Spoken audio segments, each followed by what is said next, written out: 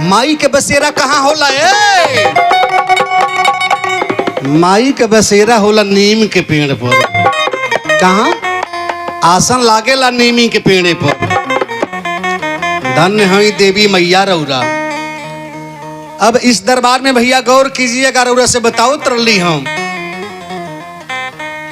कि थावे नगर के राजा रहले, बहुत बड़ा जिद्दी राजा रहले, जौनी राजा का नाम रहे मनन सिंह। राजा का नाम का रहे? मनन सिंह। राजा मनन सिंह एक बार पंडित जी के अपने दरबार में बोलवोले, कहले बाबा। पंडित जी कहले काहे खातिर बुलौला बानी? आता सोचा तानी पंडित जी हम अपने थाव में एगो यज्ञ करावे के, इमे कार और सलाह बा। पंडित जी कहले अति उत्तम विचार महाराज आपके कि थावे नगर में बहुत विशाल यज्ञ करावे के सोचली। यज्ञ होके राजा मनन सिंह कहले कि डेट हम निर्धारित करब। डेट हम निर्धारित करतनी, हई न्योता एगो देतनी आपके, ये न्योता तन ले ली। आए यज्ञ के हमारा न्योता रौरा लेकर चल जाई, हमार न्योता रौरा गंगा जी के दे आई।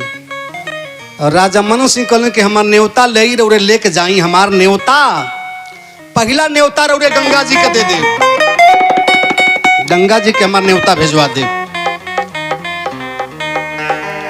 पंडित जी सोचली कि राजा हमरा से कोनो कुछ ए तरह से बतइबे ना कली कि हम एमे मुहूर्त कुछ निकारी देखी।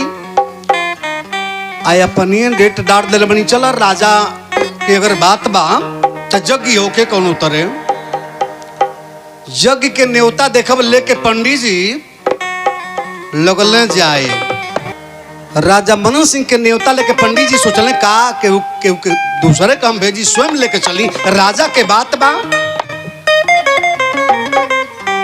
न्योता लेके देखब ये पंडित जी निकलल बने।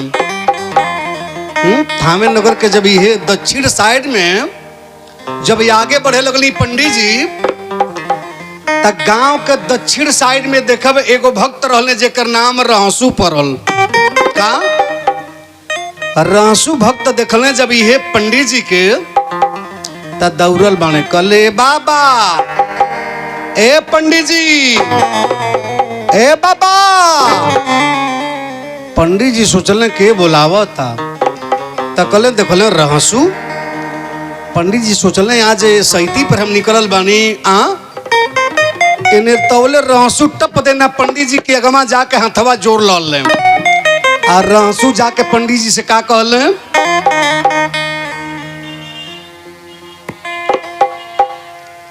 अरे कहवा के कैला अरे जतरवा हो बाबा हमके बता दो।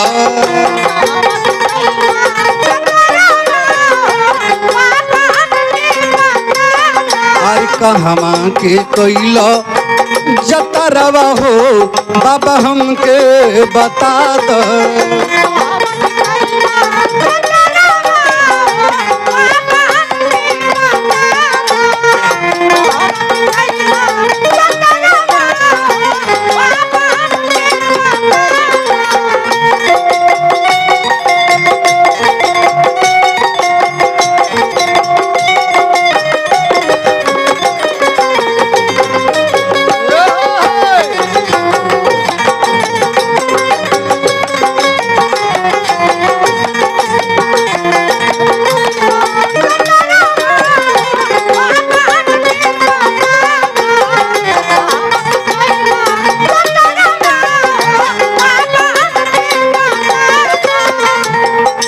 कहवा के कोइलो जतरवा हो बाबा हमके बता दो।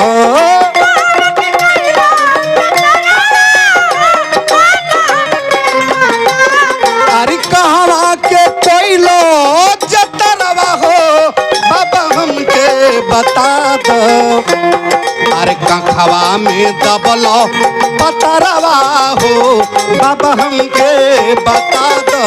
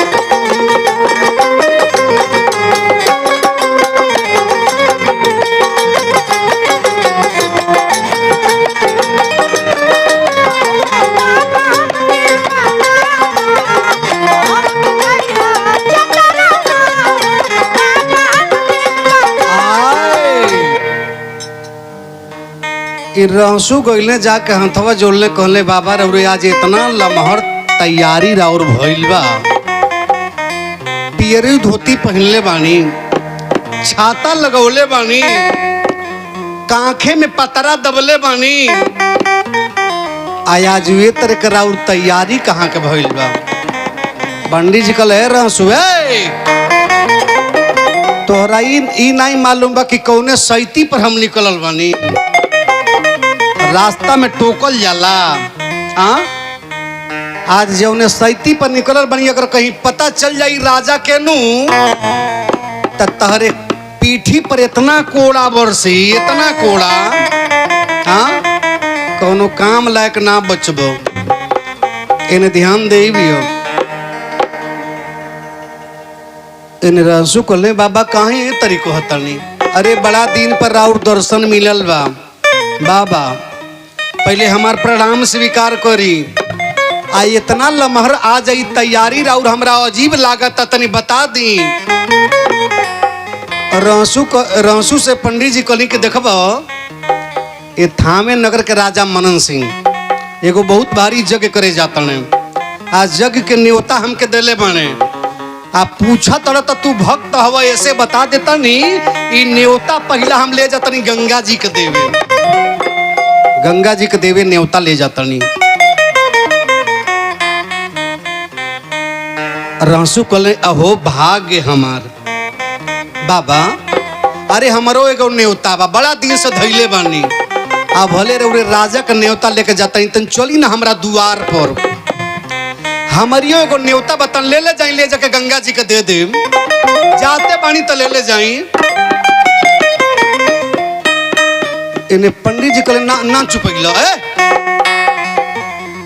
एक तर रास्ता में टोक दहल, दूसरा कहता मुड़ के चला हमार न्योता लेके। हाँ तोरा ही ना मालूम बा तू कौना जाति के हव, हाँ तोहर छुअल न्योता हम ले जाए। लेकिन देखो भैया इन्हें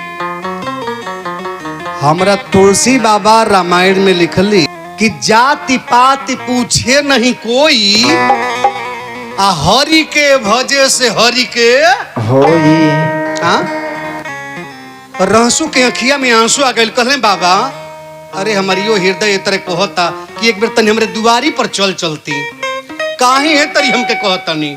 हाँ हमसे कोनो गलती भइल बा, कोनो पाप भइल बा, तन चली में एक बार दुआरिया पर हमरा। अरे बाबा जितना दक्षिणा कहब उतना दक्षिणा रउरे के हम देव, लेकिन एक बार हमरे दुआरी पर चल तरौरा चली। बड़ा कहले पर देखब इहे रहसू के बड़ा कहले पर पंडित जी गइले, आज जाते हैं त का देखतने कि रहसू के दुआरी पर रहसू कतरा काटतने, आप फेंकतने दुआरी पर त 7 गो बाघ मिल के बाघ से दौरी होता। देखले हो कब रहसू बाबा के दरबार में, रउरे बगल की बात बा, रहसू गुरु धाम गया गौर करब रउरा भैया, बाघ से दौरी होता। और रहसू जोन बने गेहुअन सांपे के चाबुक बनौले बने, और रहसू के मेहरारू जोन बाड़ी ओ में से एक नंबर काला नमक बासमती चावल के बोरा का बोरा छल्ली लागता। पंडित जी घबराए लगले कि अरे है इतना गरीब है रहसू एगो भक्त होके आइन करे दुआरे पर इतना बढ़ल लमहर व्यवस्था कि जौने बाघे से लोग कांपे ला डेराला, जौने सांपे से लोग बड़ा कोसों दूर भागेला, आज ही बाघे से दौरी होता दुआरे पर, गेहुअन सांपे के चाबू बनौले बने। हाँ पंडित जी देखल कि रहसू कतरा काटा तने, 7 गो बाघे से दौरी होता, गेहुअन सांपे के चाबू बनौले बने, आ एक कतरा में से रहसू के मेहरारू काला नमक बासमती ई बोरा का बोरा छल्ली लागता। पंडित जी कहले दादा ये तो व्यवस्था राजा जे राज्य के मालिक बा उनके दुआरे पर नहीं बा। हाँ रहसू अगले कहले बाबा ये हमार न्योता बा, राजा के न्योता लेके जाता नहीं तो हमारियो न्योतवा तो ले जाई और ले जाकर गंगा जी के रौरे दे दे। गंगा जी के अब ध्यान देहल जाई भैया, गौर करब जाए आप लोग। पंडित जी कहे फिर तोहार छुअल न्योता हम ले जाए। हाँ, इतने पर रंसू कहले बाबा में से 5 बोरा चावल ई बासमती रौरे घरे भेजवा देता नहीं, काला नमक। लेकिन बाबा जाते बानी तो हमार न्योता जरूर ले जाई, गंगा माई के दे दे। हाँ, धन्य हई हे गंगा मैया रौरा। हाँ, एगो भक्त हे रौरा के न्योता भेजता ने, आ बड़ी श्रद्धा बा भक्त के। पंडित जी कहले जाए एगो पीपर के पत्ता ले वही पर न्योता धो दो, तोरे हाथे समझले जाई। इन्हें रंसू गईले को पत्ता ले ले पीपर के वही पर ले जाकर न्योता धो दहल। पंडित जी न्योतवा उठा लहल, जाए लगले न्योता लेके। आ चलत चलत चलत चलत जब पंडित जी न्योता लेके पहुंचल हैं गंगा जी के तट पर, तब पहले कहले गंगा जी पहले पंडित जी के प्रणाम रौरा स्वीकार करो। हमारे गांव के थामे नगर के राजा तो बड़ा जिद्दी हमें, लेकिन एगो न्योता रौरा के भेजले बने। हे देवी मैया, हे गंगा जी, हमारे थामे नगर के राजा मनन सिंह एगो जगी करे जाता ने, जगी के न्योता ई न्योता देवे रौरा के हम आइल बानी। तब माई के दरबार में बानी, तनी गंगा जी के बोलौले बानी, तनी माई के आरती ताली बजा के कस के जोर से बोली जा सब जनी।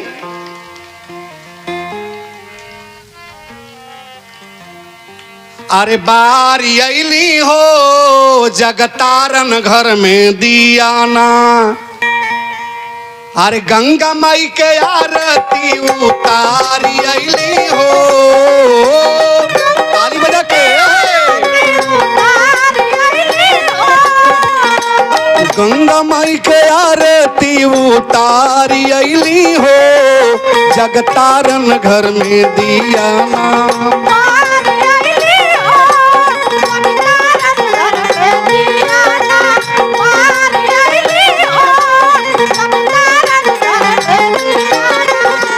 गंगा माई के आरती, गंगा माई के आरती उतारी अली हो, जगतारन घर में दियाना। ताली बजा के।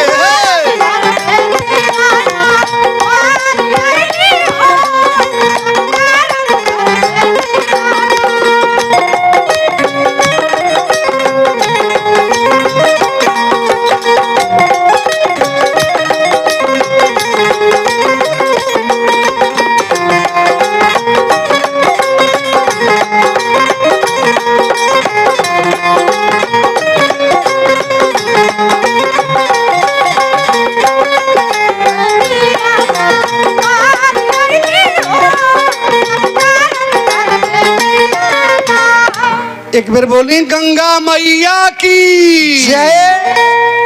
इन्हें ध्यान दे, पंडित जी गंगा मैया के पूजन कैली कली हई राजा मनन सिंह के न्योता है। ए गंगा जी, बहुत भारी यज्ञ राजा मनन सिंह करतनी अपने थामे नगर में, न्योता लेके हम आइल बानी। जब न्योता गंगा जी में पंडित जी छोड़ने तो न्योता वही तरह दोहत के चल जाता, राजा के न्योता वही तरह दोहत के चल जाता। जब आवे लगने तो पंडित जी सोचले आवे लगनी तो एगो रहसुओ न्योता देले बने भक्त हमें।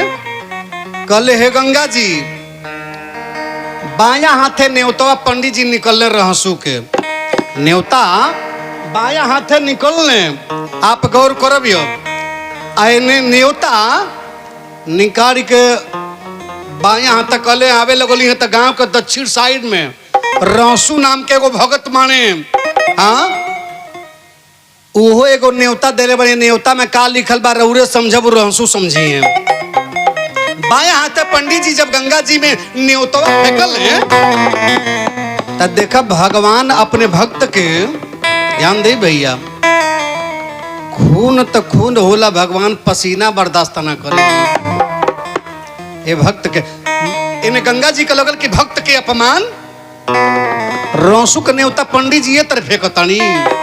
हाँ, हमारा घाट पर अइला के बाद से लोग ये पवित्र होले, उनके जीवन धन्य होला। ये शरीर के पवित्र करे खातिर लोग हमारी घाट पर आवेला। इन्हें एके बेर गंगा जी में हिलोरा उठल बा।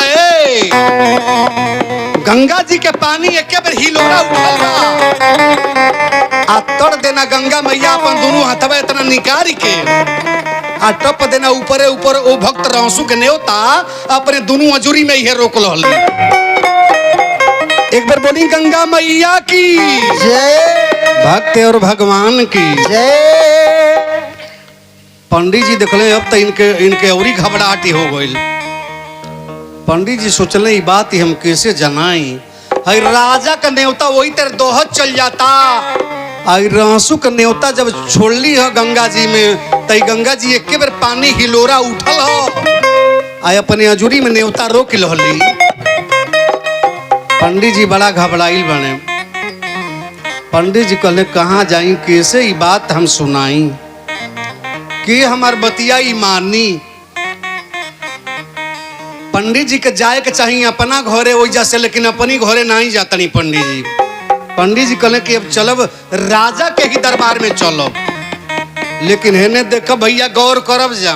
पंडित जी के जाए के चाहिए अपना घरे, अपना घरी ना जाता नहीं राजा के दरबार में गईले। मनन सिंह के दरबार लागल बा। मनन सिंह पूछले कि पंडित जी ए बाबा रौरे के न्योता हम डाले रही, हमार न्योता रौरे गंगा जी के भेजोली कि नहीं जगी के। पंडित जी कहतनी कि रौरे न्योता भेजोले के फेर में बानी। ये महाराज न्योता भेजोले के फेर में रौरा बानी। हाँ बताइए ना राउर न्योता हम के उसे भेजवाई भी के स्वयं हम लेके गईली, लेकिन महाराज रौरे ए राज्य के मालिक हैं, राजा हैं रौरा।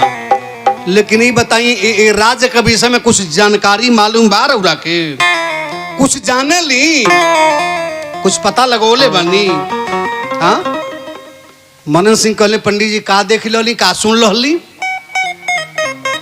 रौरे इतना हैरान परेशान काहे बानी पंडित जी, काहे इतना परेशान बानी? पंडित जी कहले कि महाराज रौरा से कहब तो रौरे मानव हम कहीं तो इन्हें राउर न्योता हम स्वयं लेके गईली। जय सिया राम। पंडित जी कहले महाराज हमरा हड़बड़ैले के रौरे फेर में बानी।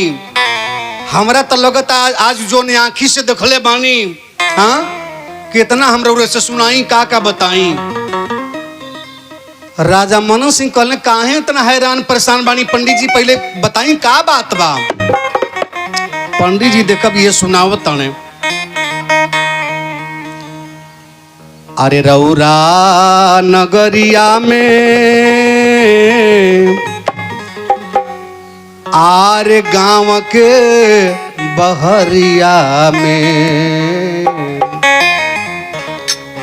पंडित जी राजा मनन सिंह से सुनावत तने। आरे बाणे ये गो हरिजन किसनवाए राजा जी।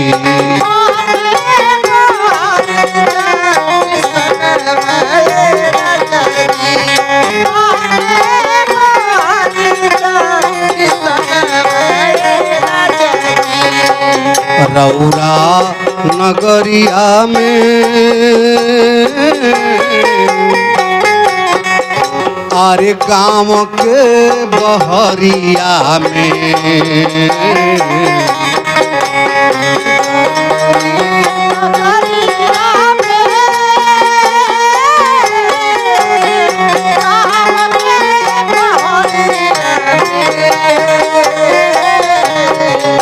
अरे बाणे ये गो हरिजन किसनवाए राजा जी।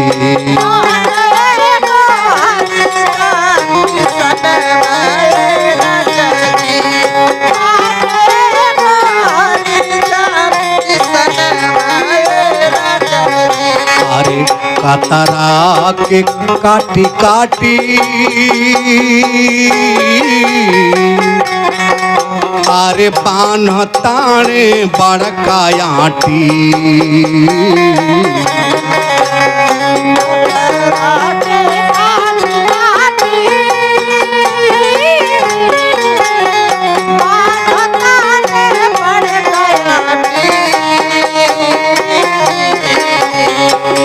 अरे बघावा से दंवारी करावेला ए राजा जी।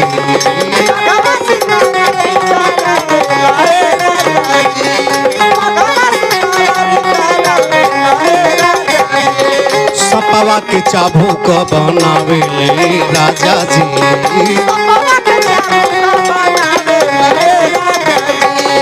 कतरा के काटी काटी बान्ह ताने बड़का आटी। बघवा से दंवारी करावेले राजा जी।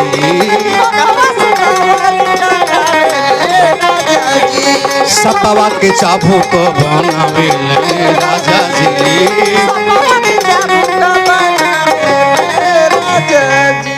है न देखब गौर करब रौरा। अब एने ये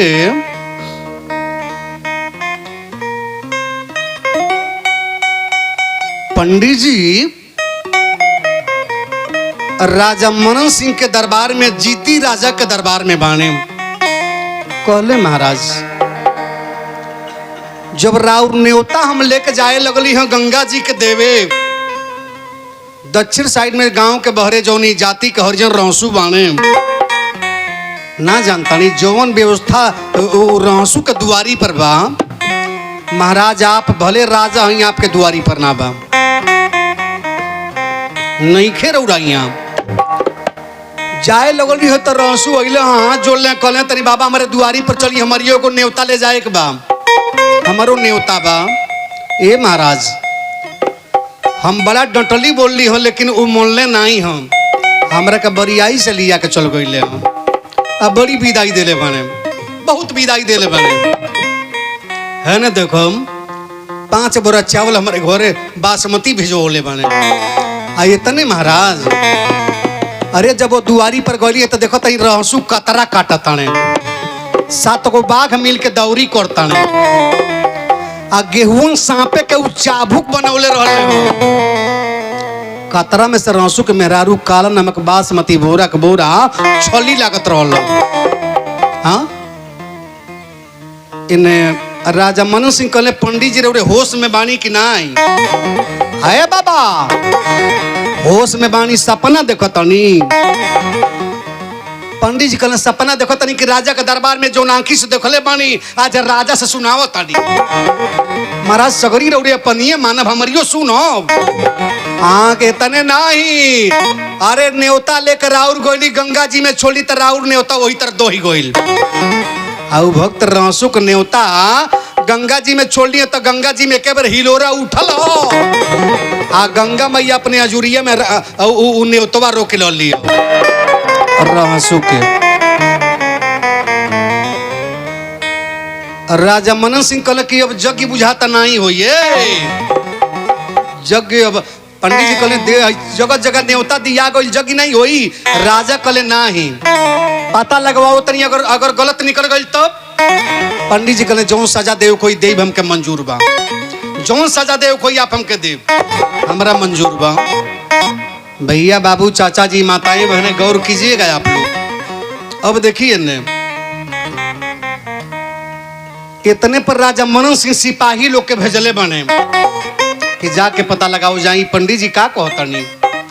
सिपाही जाते रहसू के दुआरी पर तो देखो तने का सोचमुच में रहसू कतरा काटत तने आ 7 गो बाघ मिल के दौरी करतने दुआरी पर। गेहूं सांपे के चाबू बनौले बने आ कतरा में से रहसू के मेहरारू काला नमक बासमती बोरा के बोरा ई छल्ली लागता। सिपाही सब जाके टप देना रहसू के पकड़ रहले, रहसू के लोग बंदी बना दी हल आ पकड़ के लेके जा रहल बा लोग मनन सिंह के दरबार में। दरबार लागल बा, दरबार लागल बा राजा मनन सिंह के। सिपाही सब लेके गईले जाके भक्त रहसू के राजा मनन सिंह के दरबार में ले जाके ये खड़े पड़क देले बा लोग। रहसू हाथ जोड़ ले कहले महाराज आप राजा हैं, आपके प्रजा हम हैं, आज का कारण बा कि रउरा ये तरह हमके अपने दरबार में पकड़वा के बुलवोले बनी। हमरा से कोनो चूक गलती भइल बा? का बात बाजी? ये आपके सिपाही हमरा के पकड़ के काहे सब ले लिए जा? मनन सिंह के दरबार लागल बा, सिंहासन पर विराजमान बाने। कहले कि ए रहसु, रहसु के परिवार के जितना बाल बच्चे बाने छाती पीटे तने रोवत तने कि आज हमरा गार्जियन के राजा साहब पकड़वा के बोलवले बने। आखिर में का बात ए तरी बा? कारण का बा? परिवार के लोग रो रहल बा, आंखी से आंसू झरझर झरझर गिरता। लेकिन ए बाबू हई देखब रउरा, राजा मनन सिंह कहले कि रहसु सिपाही लोग पकड़ के लाइल बा लोग, यही बतावो हाँ हमार नेवता पंडित जी लेके जात रहनी गंगा जी के देवे, तो तू पंडित जी के बुला के अपने घरे ले गईलो? रहसु कहले हाँ महाराज, झूठ ना बोलो। पंडित जी हमरा दुआरी पर हमरे कहले से गई रहली, बड़ा कहले पर। आ तो ई बतावो पंडित जी कहतनी तारे दुआरी पर कतरा काटेला, बाघ दौरी करेले, आ गेहुआ सांपे के चाबू बनौले बड़ो। काला नमक बासमती बोरा के बोरा तारे दुआरी पर छल्ली लागेला। हाँ ई सही बा बोलो? रहसु कहले हाँ हम कतरा काटेली, बाघे से दौरी दुआरी पर होला, गेहुआ सांपे के चाबू बनौले बानी। हमार मेहरारू ओ कतरा में से काला नमक बासमती बोरा के बोरा छल्ली लागेला। आ तई बताओ कोनो शक्ति बा तहरे लगे? रहसु कोनो शक्ति बा? केहू के पूजले बालो? रहसु को लई कुल न पूछी, अगर हमरे पर केहू बा तई न पूछी रउरा, मत नाम मत धरवाई। हाँ राजा मनन सिंह कहले तनी अगर कोनो शक्ति के अगर पूजले ओकर तो तनी बोलो। रहसु कहले रउरा से झूठ ना बोले, अगर सही पूछतनी तो देखी हम देवी के पुजारी हई, माता जी के नाम के पुजारी हई। हाँ माता जी के नाम के पुजारी हम हई। हमारे दुआरी पर जौन कुल भी होला सगरी माई के कृपा से होला। मनन सिंह कहले अब जग गिनाई होई पंडित जी। पंडित जी, पंडित जी कहले महाराज जी ई कार और काहे जग गिनाही नहीं कइले बानी? नेवता दे के कहीं नहीं कइल जाला, जगह जगह नेवता दिया गल रे कहतनी जग गिना होई। इने राजा मनन सिंह कहले तनी ओ शक्ति के बोलइबो। ए रहसु शक्ति के बुलाओ ते दरबार में, तनी हम देखल चाहतनी। रहसु कहले रे राजा ही जग कराई, वही जग में माई रे के दर्शन दे दे। हम प्रार्थना करब देवी से जग में आउ माई आपके दर्शन दे, जेकर पुजारी हम हई, रउरे राजा हई, हमरे चलते माई के दर्शन रउरा के मिल जाई। लेकिन ऐसन करी रउरा महाराज जग कराई। राजा मनन सिंह कहले जग ते रोकत नहीं, हम जौले तारे शक्ति के देखब ना आई तले जग के नाम न मत लियो। रहसु कहले कि ना महाराज ऐसन मत करी, रउरा जग कराई। राजा कहले कि चुप, उस शक्ति के बोलावत तनी हम आंखी से देखी।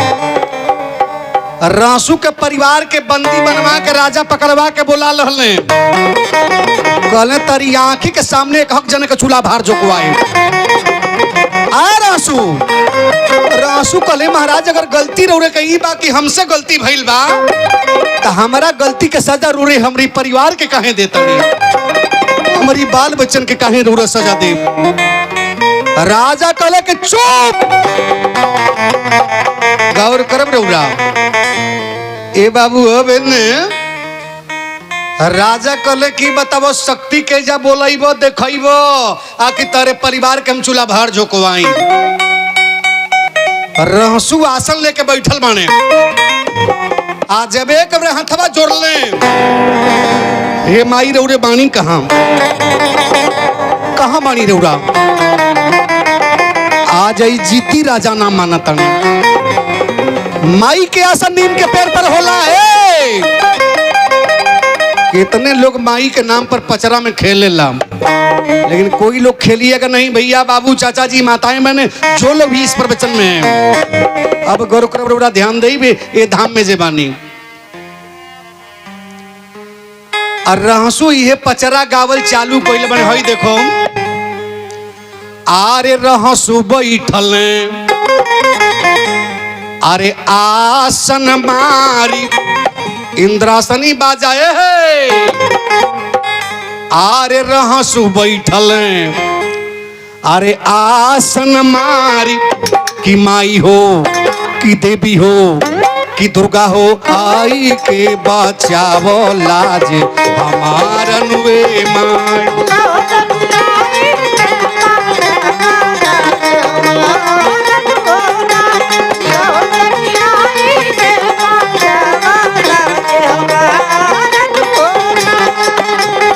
रहसु बैठल आसन मारी रहसु बैठल आसन मार की माई हो कि देवी हो कि दुर्गा हो आई के बचावो लाज हमार अनुवे माई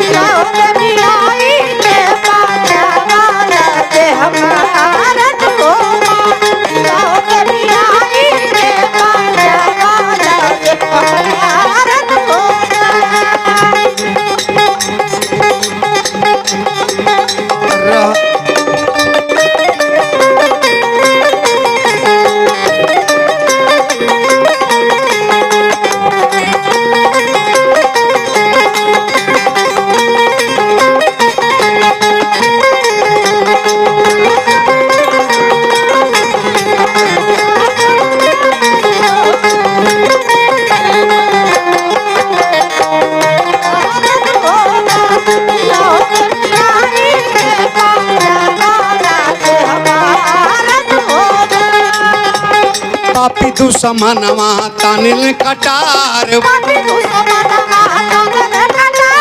पापी दुश्मनवा तानिल कटार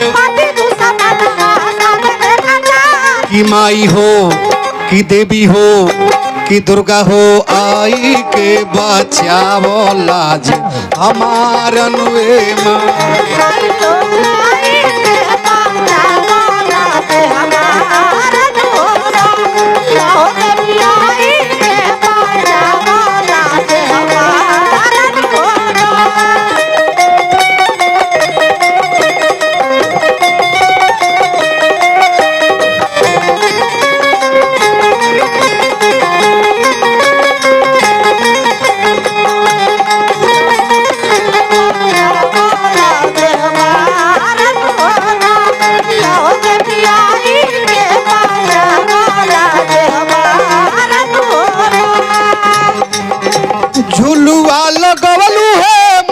नीमी यहाँ के डाढ़िया रे नीमी यहाँ के डाढ़िया हो किया हो माई झीर झीर मोए लाबे आ रहे माई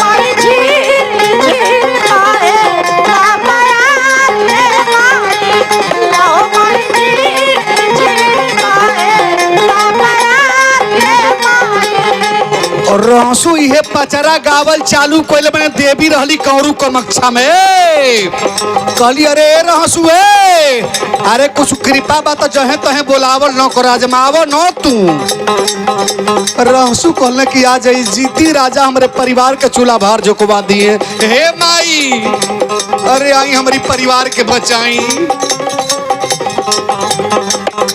झुलुआ लगवलू है मैया नीमी यहाँ के डाढ़िया रे नीमी यहाँ के डाढ़िया हो किया हो माई झीर झीर बोए लाबे आ रहे माई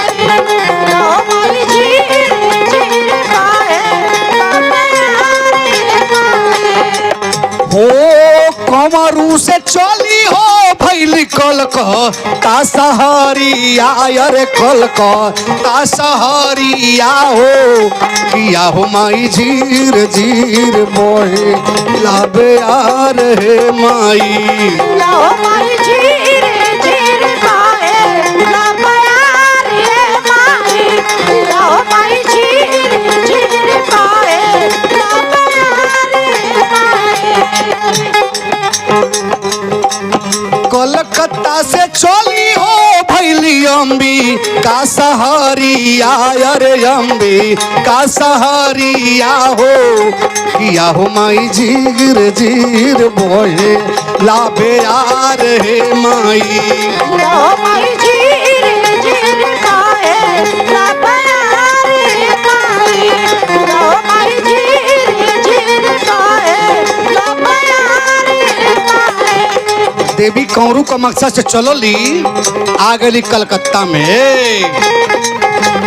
अब जहाँ जहाँ राजा के छावनी बा मार जैसे भूकंप आवे अरे देखब तहस नहस होता है हई देखब गौर करब भैया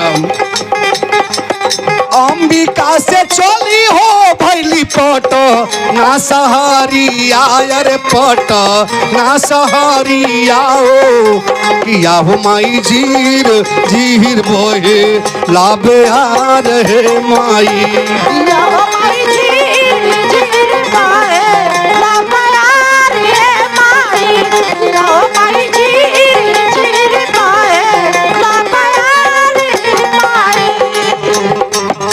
पटना से चली हो भैली खनवा रे नगरिया अरे खनवा रे नगरिया हो किया हो माई झीर झीर बोहे लाबे यार हे माई लाओ माई झीर झीर बाए लाबयार ये माई लाओ माई झीर झीर बाए लाबयार ये माई हो खनवा रे से चली हो भैली पनिया रानगरिया अरे पनिया रानगरिया हो किया हो माई झीर झीर बोहे लाबे यार हे माई लाओ माई झीर झीर बाए लाबयार ये माई लाओ माई झीर झीर बाए लाबयार ये माई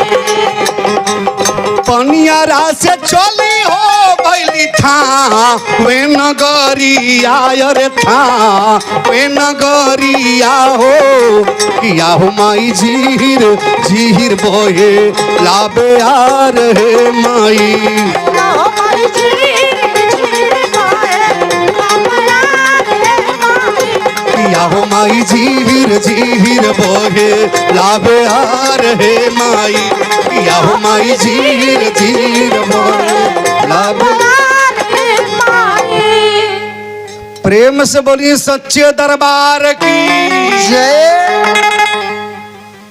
इन राजा मनन सिंह मियान से तलवार खिंचले बने कहले कि ये रंसू तार गर्दन काट दे तोहर गर्दन। रंसू कहले महाराज हमरा में का गलती बा का कमी बा। राजा मनन सिंह कहले कि चुप इन्हें गौर करब रउरा ध्यान दे भैया अब इन्हें हाथवा जोड़ी के जैसे ही है रंसू भक्त बाने माई के जब पचरा गावल चालू कैले कौरू कमक्षा से देवी आ गईली कलकत्ता जौन माई कलकत्ता में काली नाम से माई पूजाली मदनपुर में राजा के छावनी बा तहस नहस जैसे भूकंप आवे तहस नहस हो रहल बा। सिपाही सब बड़ा तेजी में दौड़ल बने कि राजा अरे महाराज मान जाई रहसु भक्त हमें मान जाई रउरा मान जाई रहसु के बात के। राजा मनन सिंह कहले कि चुप और करब रउरा म्यान से तलवार खिंचले बने आयब देवी आ गई कौरू कमक्षा से कामा कलकत्ता कलकत्ता में उमाई केकरा नाम से पूजाली तक काली नाम से। आज जब रहसु कहले माई कलकत्ता छोड़ी रौरा, अरे आज आफती हमरे पर बा है। कलकत्ता से चली आ गली माई अंबिका शहर में, जो अंबिका भवानी नाम से माई पूजाली। रहसु कहले इतना देरी माई करब तौले तो हमारे बाल बच्चन के चूल्हा भार झोंका जाई, हमारियो गर्दन पर ही तलवार चढ़ गई बाद बिया के रौरा का करबे माई। देवी जब चली अंबिका शहर से आ गई पटना में, उहे माई पटना के पट्टन देवी नाम से माई पूजाली। रहसु कहले आ जाइए बहुत से जल्दी आई हम। अब देखब देवी वजह से आ गई है खंड हमारे, जो अपनी उत्तर प्रदेश में ही बा कुशीनगर जिला। गौर कर रौरा ध्यान दे, ओ जाय आइल बड़ी त माई इतना बेग में रहली है जमीन पर लेटल बड़ी, पूरा बाल बिखेर गइल बा।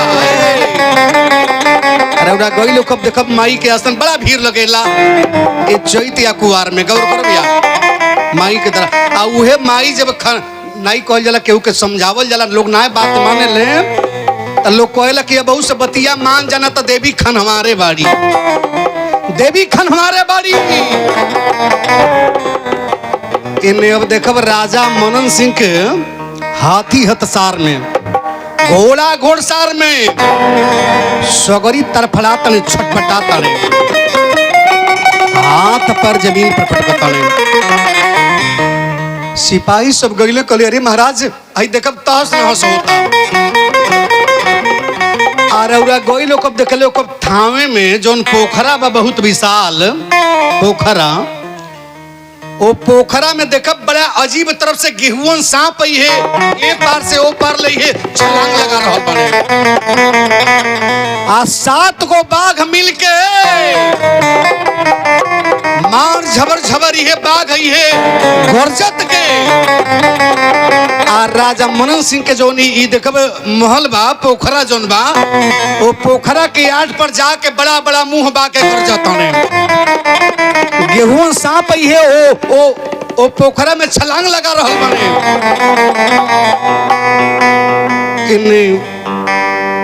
माई इतना बेग में चलली, जब थावे में माई गईली थावे में तो कहली कि रहसुए रहसु। सिपाही सब कहले अरे महाराज तन जाके ताकब देखब हाथी हथसार में तरफड़ा तने, घोड़ा घोड़सार में छटपटा तने। अरे लग तक तहस नहस हो जाई केहू ना बाची। जब एक बेर सिपाही सब रोवे लगले, सगरी बिलखे लगले। आज जब मनन सिंह गइले तकले तो देखत तने कि बाप रे बाप 7 गो बाघ गेहूं सांप पे पोखरा में छलांग लगा रहल बने।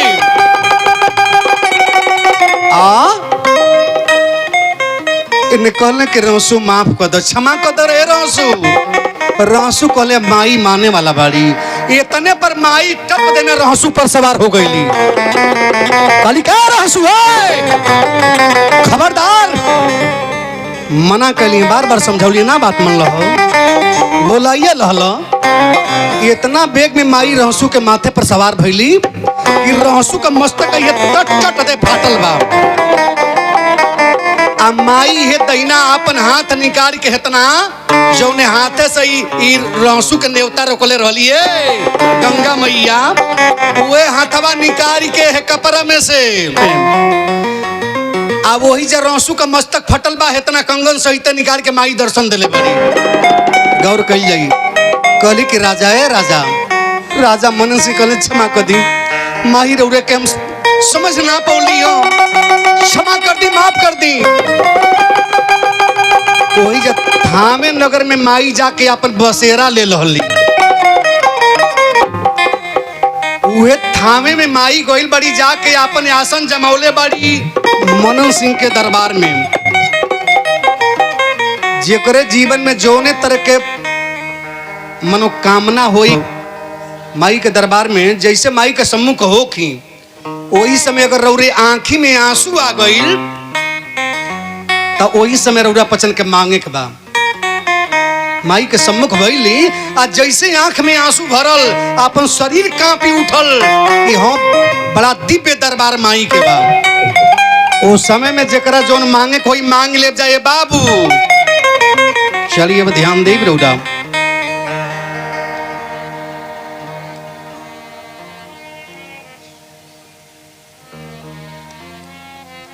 जय सिया राम। अरे थामे में जेह दिन हरियाई बहो लाल चुनरी चढ़ाए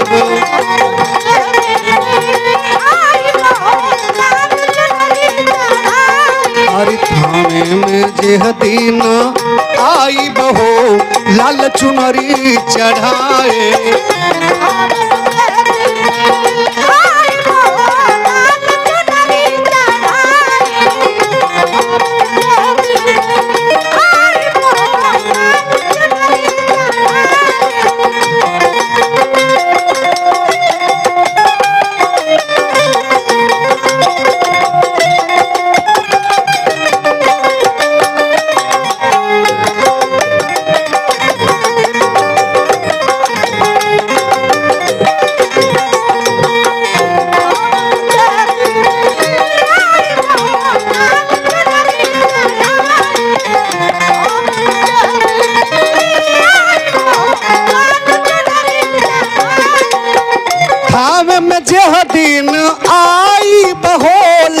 चुनरी चढ़ाए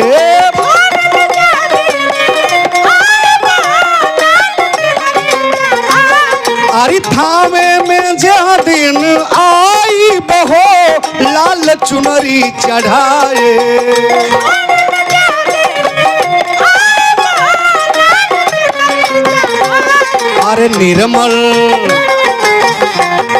अरे निर्मल नयन के बनाई बहो लाल चुनरी चढ़ाए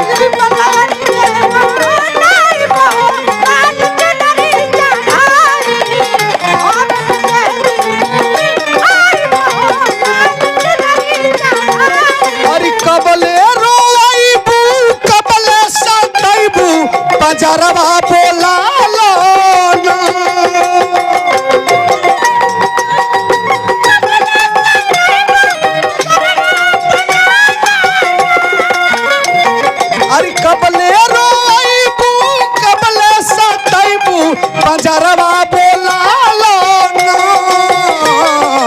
हे मैया अरे हे माई अखिया से बोहे लोर तनी गरवा लगा लो ना